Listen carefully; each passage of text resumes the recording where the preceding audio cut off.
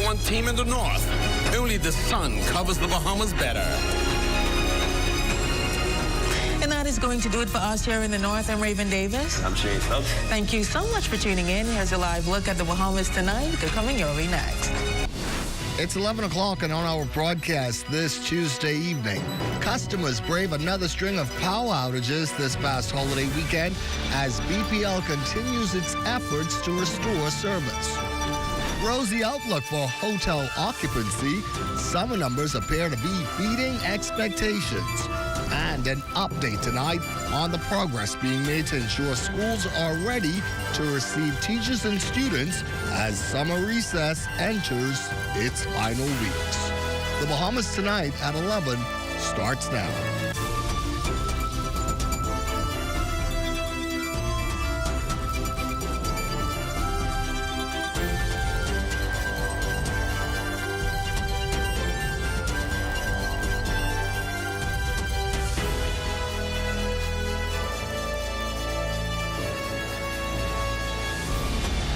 The Bahamas Tonight at 11, the final word starts now. Good evening and welcome to the broadcast. The long holiday weekend bringing little in terms of relief for many BPL customers. Power disruptions continued this weekend, even as many businesses did their part to reduce energy usage in hopes of increasing capacity. And tonight, utility officials are acknowledging there are still some big challenges ahead for the country's electricity network. And as Leah Cooper tells us, they are now taking a closer look at what needs to change. Those power outages may not be completely over just yet. With August and September expected to bring high demand, BPL and Bahamas Grid Company officials say they're working to take some of the pressure off the system, but they can't promise the lights will stay on. In August and September, we're going to see higher loads, so we're trying to do certain things now to improve fields that have been offline for a while that would help some of the loading on the system. So we hopefully that will relieve and reduce some of the outages that we're seeing. But again, I cannot predict and guarantee that we won't have issues moving into the hotter, more demanding months. And that's a tough message for consumers who have already spent weeks dealing with interruptions, sometimes in the middle of the day at the peak of the summer heat. Officials say two things are putting the grid under pressure. People are using more power, while parts of the system are simply getting older. In most systems, as you go around the world, what you would see is what's commonly referred to as a single peak load profile. Right, where the load will potentially peak between 3 and 4 p.m. and continue at 9 to 10 p.m. and then come down. We're very unique in New Providence. We have a double peak. It means that the system is under constant strain. There's very little relief in terms of load. Some of that strain, however, could also be attributed to unsanctioned connections of the network. For instance, your house may have a 100-amp supply. You want to add additional air conditioning load. Your electrician, instead of actually going through the process of the Ministry of Works, just actually upgrades your network and to add your additional air conditioning. That adds additional load which is not visible to the utility company, right? And that creates problems in terms of overloads in the system. So as officials work to keep the grid from buckling under pressure, Bahamas Grid Company CEO Dario McKenzie is urging consumers to conserve where they can. For the Bahamas Tonight, I'm Leah Cooper. Meantime, we've all become familiar with complaints stemming from a rise in BPL bills for many customers this summer. Well, BPL's chair, Christina Alston, sought to explain where that increase may be coming from. Is a way for you to get some control of your bill. So when you look at your bill, you'll see a graph to the side, and that graph actually tells you how much your consumption has gone up. So now the fuel rate did not change this summer, nor did the base rate. So those two things have remained constant. But your consumption, I would have anticipated your consumption to have gone up about 30% from your previous year. And that's due to increased temperatures this year. Alston says last June only had 7 days over 90 degrees. This year, about 19. She says this is why conservation is important when trying to reduce BPL bills. When I talk to you all about our 21st century grid, one of the things that I would like for it to be able to do is where you as a consumer can actually set a budget and say, I only want to spend $300 this month on my light bill. And we will be able to send you notifications as you approach that monetary amount. And then you can decide, well, I think I'm going to go over a little bit. Or you may decide, you know what, we're going to back down on certain things in the home. The business community also weighing in on the call from Bahamas Power and Light officials, asking them to reduce their use of electricity provided from the utility grill. For that angle, here's Lloyd Allen.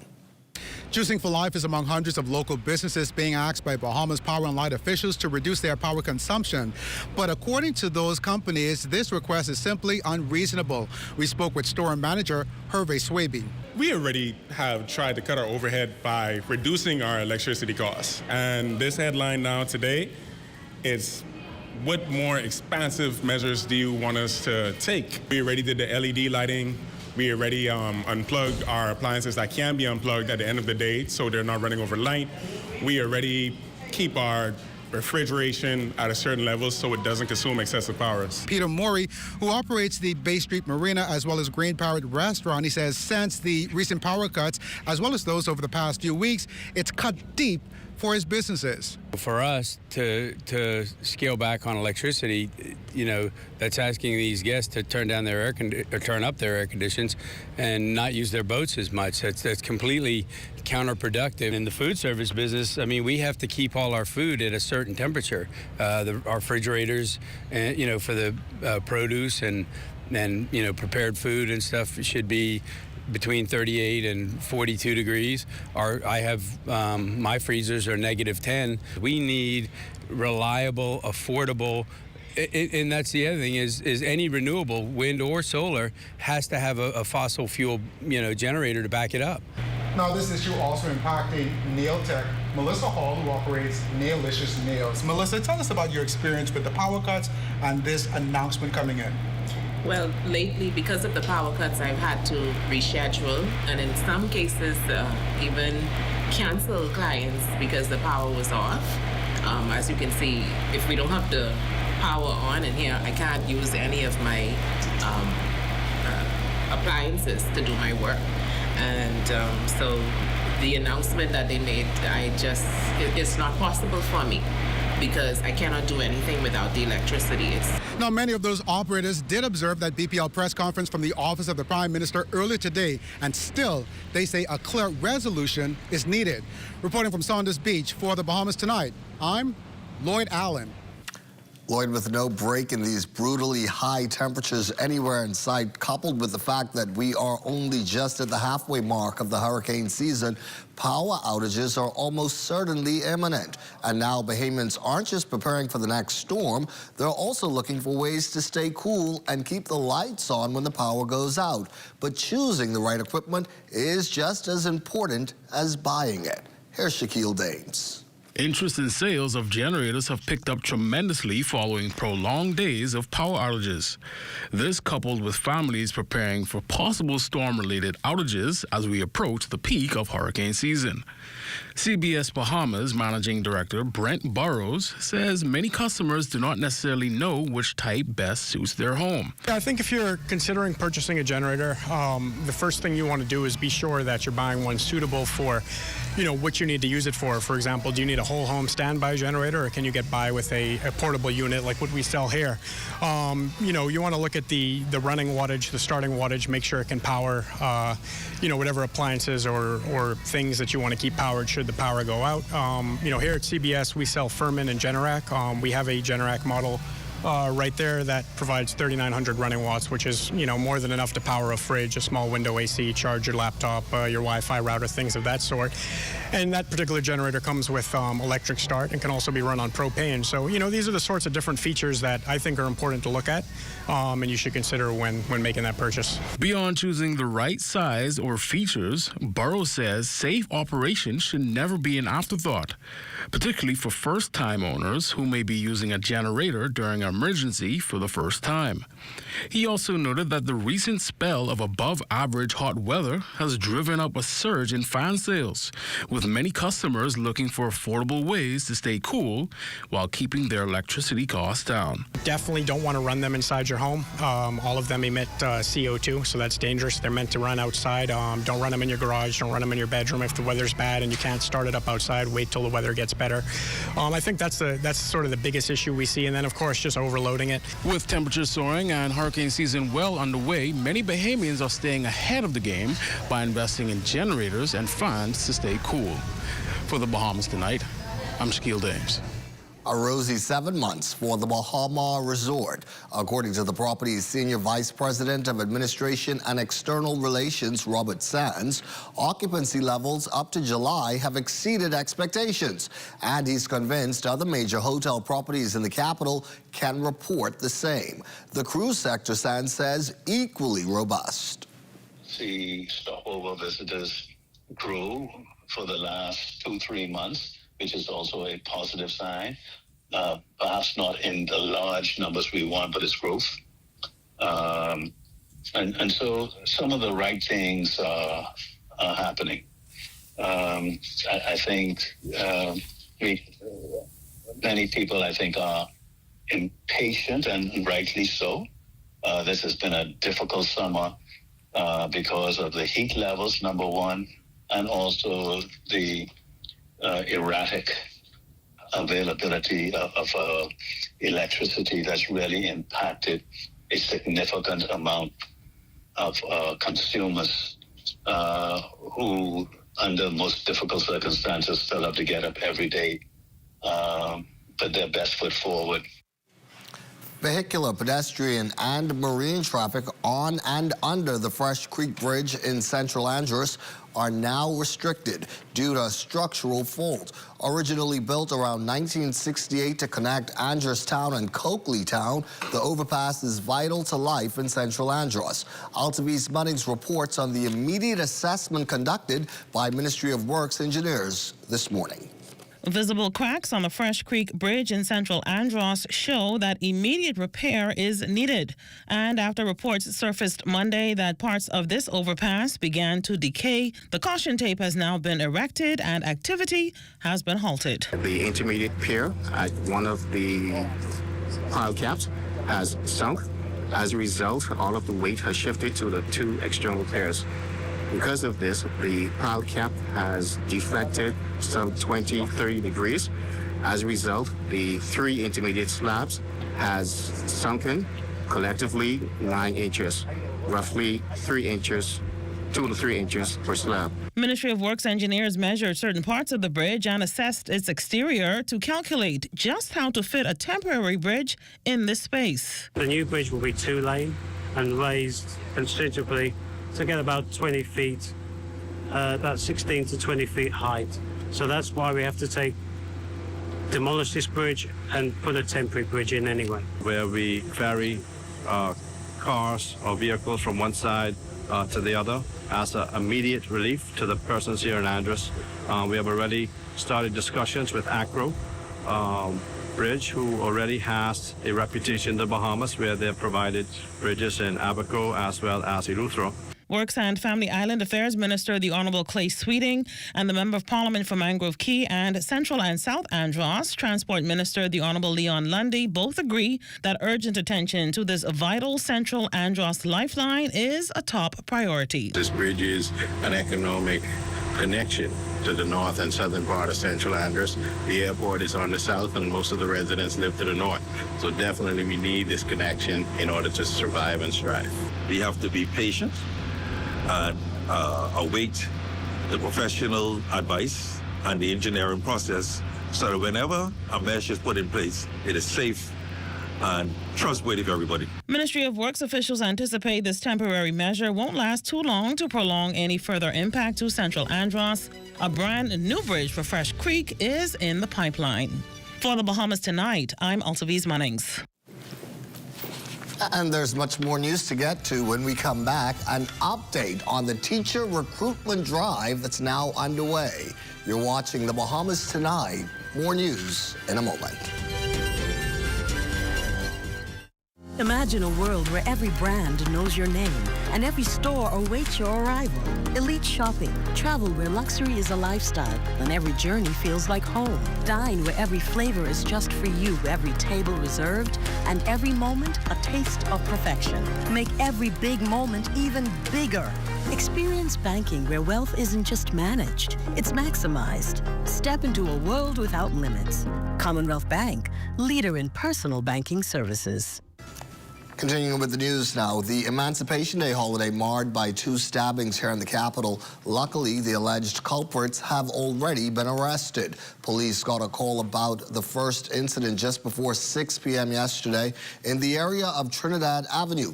They soon found out that an argument between 2 men escalated into a fight, during which one of the men allegedly stabbed the other in the back. The injured man was taken to hospital, where he's since been treated and discharged. Police have arrested a 55-year-old man in connection with this incident. And several hours later, a 38-year-old man was rushed to hospital during his alleged attempt to physically assault a 37-year-old female.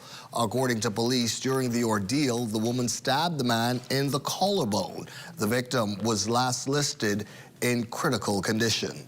Investigations into both matters continue. Other news here tonight, education officials say the recruitment program launched to address critical teacher shortages in the public school system is producing results. About our recruitment task force, specifically geared towards Bahamian recruitment. We are positively overwhelmed by the amount of applications and inquiries we've gotten from Bahamians, and we hope that moving forward, as we reach the deadline for school open, that we fill as many of those vacancies as possible with Bahamians, and we're continuing that effort as much as possible. According to Parliamentary Secretary in the Ministry of Education, Senator the Honorable Keenan Johnson, the recruitment task force is in the process of assessing.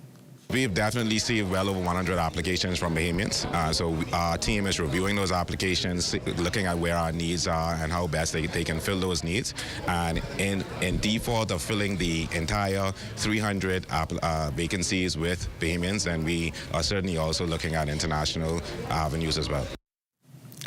Meantime, renovations and repairs to public schools across the country are on tap to be completed ahead of the new school year, August 31st. The Parliamentary Secretary in the Ministry of Education, Senator the Honorable Keenan Johnson, also sharing with the media today that work crews have been mobilized here in New Providence, Grand Bahama, as well as the Family Islands to complete crucial repairs. We had the opportunity about a week and a half ago to do some of the inspections, myself, the Deputy Prime Minister, and officials from the Ministry of Education, Science and Technology, and we're certainly pleased with the progress that's been made so far. We will continue our inspections, including some of the Family Islands next week, and by all accounts, we anticipate that all of the repairs will be done in time for school open. Bahamas is one step closer to expanding its presence in the global digital financial industry. And this now that Bahamian investment and financial services company Benchmark Bahamas has signed a joint venture with Swiss technology company Override to create the Bahamas Override Exchange, or BOX. If approved, the platform would allow users to buy, sell, and trade digital assets using blockchain technology. Still, company officials say BOX is much more than a cryptocurrency exchange. They're convinced it could attract international investment, create new opportunities for the Bahamas, and strengthen the country's position as a financial technology hub. Benchmark Chairman, President, and Chief Executive Julian Brown sees the partnership then as a major milestone for not just that company and the country's financial services industry. We have today signed a significant venture with our partners Override to create a Bahamas Override Exchange. It's a digital infrastructure that is going to bring blockchain and digital currency trading, tokenized trading to the Bahamas. This initiative, we believe, is going to set us apart from other companies like ours in the marketplace, both locally and internationally. Override executives say the partnership combines Bahamian regulation with Swiss technology to create a secure, easy-to-use platform that could connect the Bahamas more closely to the global financial system. The Override Bahamas, or Bahamas Override Exchange, we have termed it BOX, B-O-X, is an exchange that is premised on the so-called self-hosted, self-custodian wallets. That means that the user or the investor keeps control and sovereignty over the asset he brings into the exchange. That's a lot different from how other providers do that. So our mission here on the technological side is to validate and provide proof and trust to those that want to see it on a cryptographic level, but at the same time not make a place or a marketplace that we have here more complicated than it needs to be. If people want to do remittance, if we want to connect the Bahamas to the global financial systems and vice versa, we now have the partnership, the legal framework, the regulatory, and technology all in one place. The Bahamas tonight on 11 turns to sports next. Over to Amajal now with a preview of what's coming up. A historic weekend on the mat for the Bahamas. It deals with that story and more coming up in sports. Steak sandwich. I really like the honey mustard sauce. And then like the crispy bacon on it as well. Oh, it's pepper jack cheese. I love the spice. I love the crunch. I love the original sandwich, but just that simple addition of bacon was like over the top. The chicken is really good. I like it. I like it a lot. I rate this a 10 out of 10. I'd eat this again. Love that chicken from Popeyes.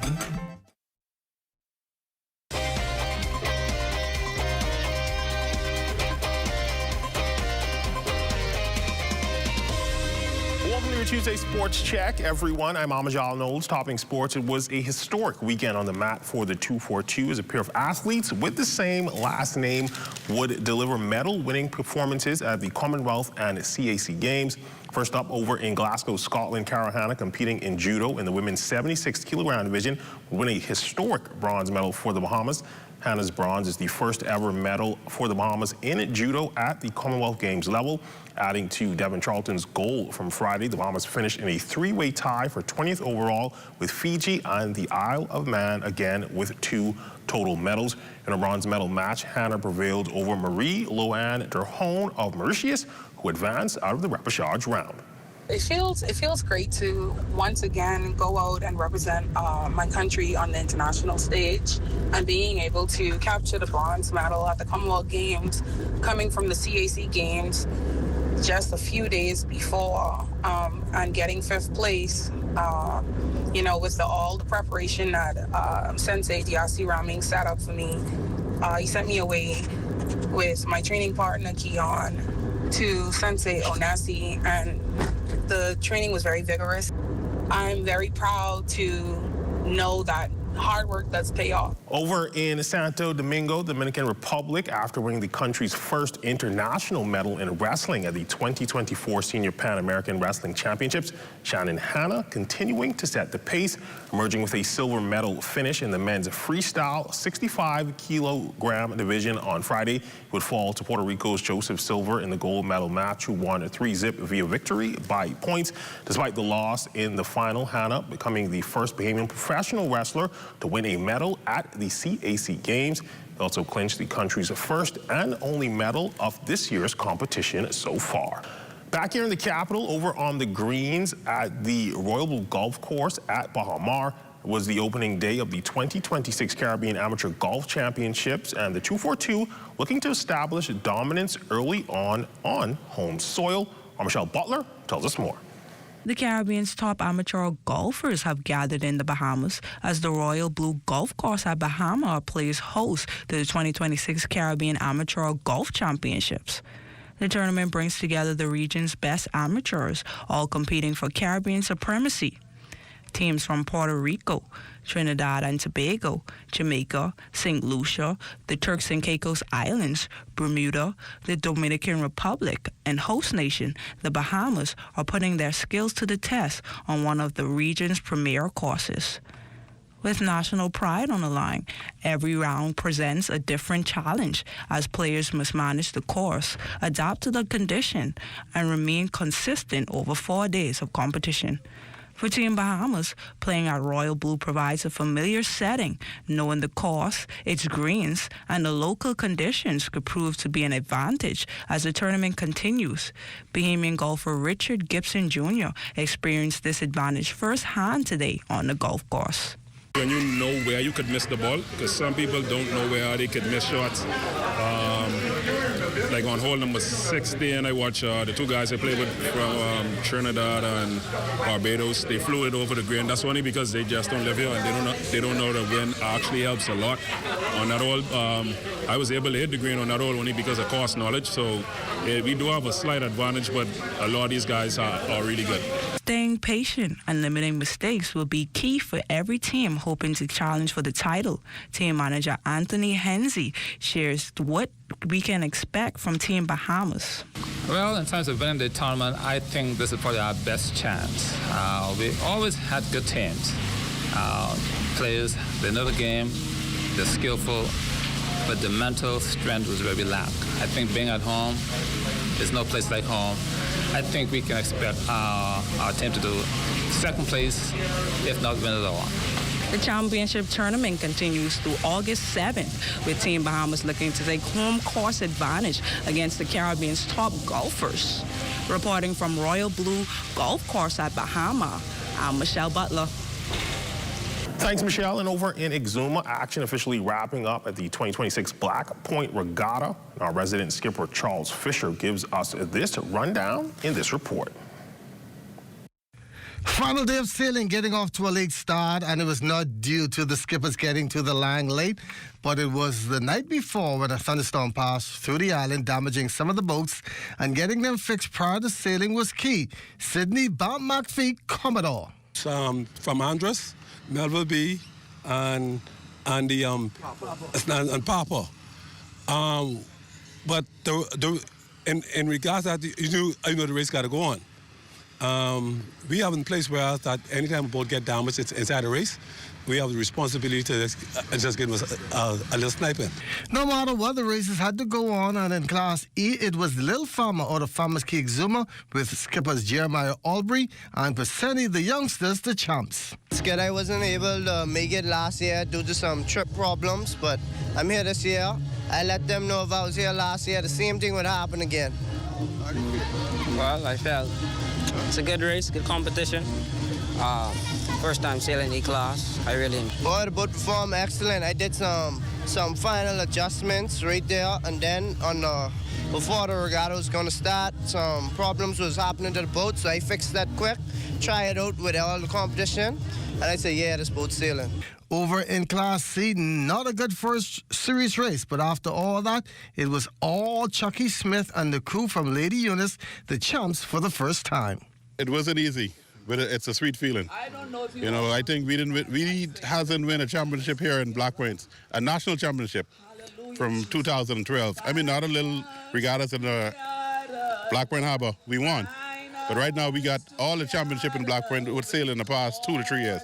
Lady Eunice have all the championship. As somewhat of a consolation, Slaughter, who finished second, won the first ever Boatacade, where all the boats were represented on floats. Great ending, 63 years and growing strong and looking forward to next year. For ZNet Total Sports, I'm Charles Fisher. Thanks, Fisher. And that's been a look at your sports on this Tuesday. I'm Amajal Knowles, signing out until tomorrow.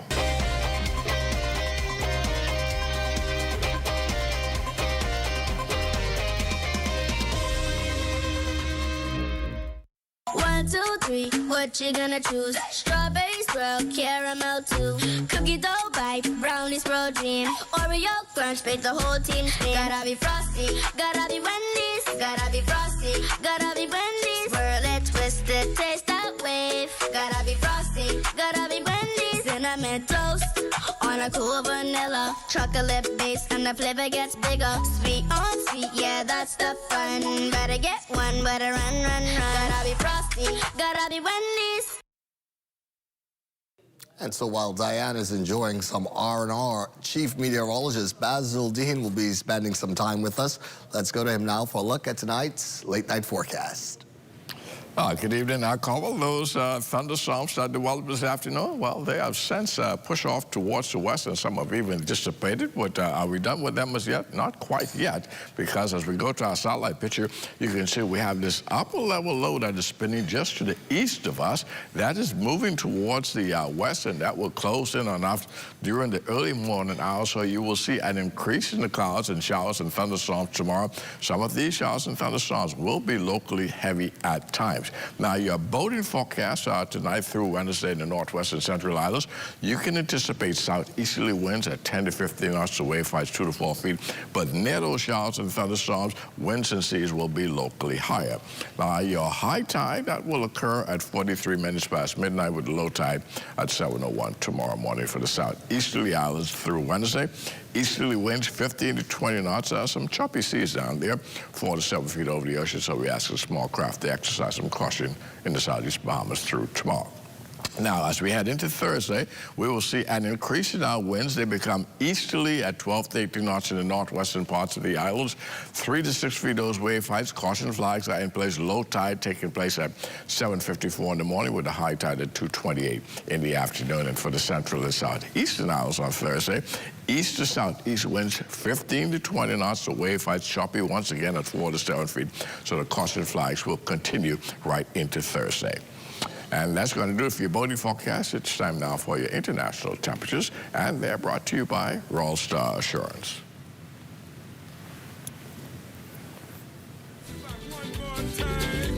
Live and direct, this one is called Come Go With Me. Back to Bimini, y'all. Listen and watch it, do it. When I saw you first, I knew you was the one for me. You were very fine, very true and so sexy.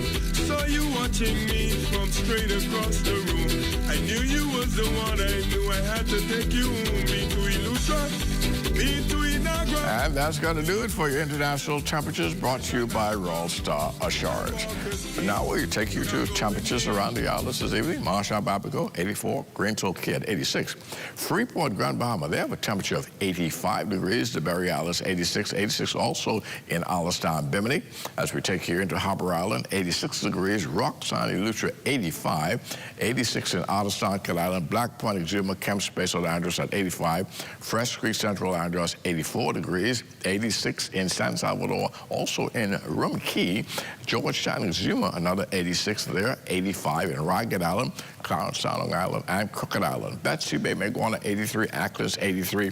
Matutani, Nagua, another 83 there. Grand Turks, 85 degrees.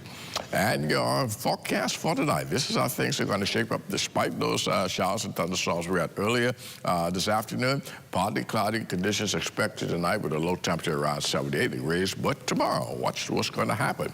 We're going to have mostly cloudy skies, a bit breezy during the morning with a couple of thunderstorms, and that will be followed by some occasional rain and thunderstorms in the afternoon due to the arrival and passage of a westward moving tropical wave, and that in conjunction with that upper level trough will keep the unstable conditions in place through tomorrow with a high temperature just getting up to about 88 degrees. And then your extended weather forecast. Very wet, gray, muggy conditions tomorrow. As that system moves out of the area, we will have some residual showers on Thursday and Friday as that system moves towards the west, but things will clear up quite nicely as we head into the weekend and the early part of next week. Lots of sunshine developing in our forecast, but those heavy cloud cover will tame those temperatures over the next several days, so we will see temperatures slightly below the 90-degree mark as we head into Friday, but as we go into Saturday, those 90 temperatures will return. Nighttime temperatures, again, still pretty muggy. We're going to keep them hanging in the upper 70s to low 80s. Carvel. Thank you, Basil, and thank you for being with us. That is our broadcast here this Tuesday evening. I'm Corvell Pye from For Ammo. Basil and our entire team, you take care, be well, and remember, we will all be looking to see you again right back here tomorrow evening. Good night.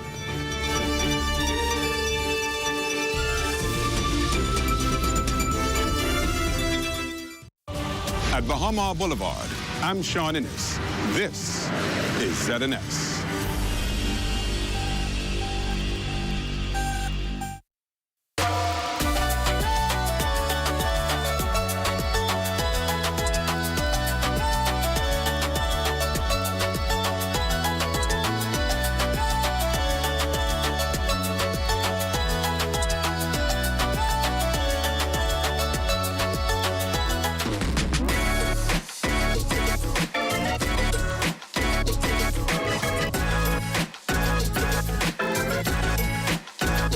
Events, attractions, and personalities help define the Caribbean. And guess what? You'll be getting all of this and more coming up over the next half hour. Hello, everyone. I am Erin Dennison, your host on Caribbean Passport TV. What were once national festivals have become international spectacles. The word has spread on our famous sites, while movers and shakers have left an influential mark on our societies. So I hope you're ready, because we are set to roll.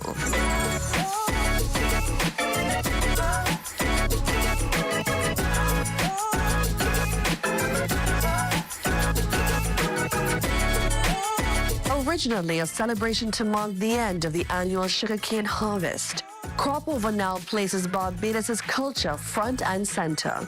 Let's take it all in. From its elite scenery and historical sites to its long list of activities, Barbados delivers everything and more for leisure-seeking travelers across the world. This nation's unique events are topped by the one-of-a-kind festival known as Crop Over. Crop Over came out of not just revelry and entertainment, but it was back from the days when our forefathers worked in the sugarcane fields. It was reintroduced into Barbados as a summer festival so that we could bring in tourists and that everybody could enjoy that festival. We introduced all elements of the culture, culinary arts, we have the calypsonians, so there's something for everybody in the Crop Over. Major soca artists were once again ready for the challenge at the Party Monarch Finals at the National Botanical Gardens. I did what I had to do. You know that for sure. I was doing music all my life. I was playing instruments first, then it went over to the singing, and that was it from there. The younger artists we have write songs. You want strangers to like your music. So you have to make the music more palatable to the wider universe. Working with my sister and brother in music, Mahalia Cummins and Nicholas Branco. Just telling my story was intentional and just letting everybody know that my story is your story. The performance was an enjoyable one for me, my first time, so I basically just went to enjoy myself, have a learning experience as well. For me, it's just a stepping stone. You obviously get more from me, Walks the artist. A lot of work went into this year. It's always a pleasure to rub shoulders with the best of Barbados. And then it's really cool to see the younger artists now coming in and making an impact.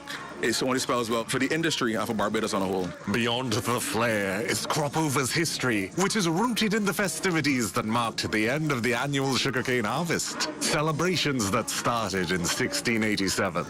It's really about celebrating the ending of crop time. Basically working almost 24 hours a day between reaping the cane, processing it into sugar, and processing the molasses into rum. That comes to an end. And having celebration of music and dance and rum, it celebrates Bajan innovation and resilience and sustainability through time and space. The sugarcane industry is very important to Crop Over.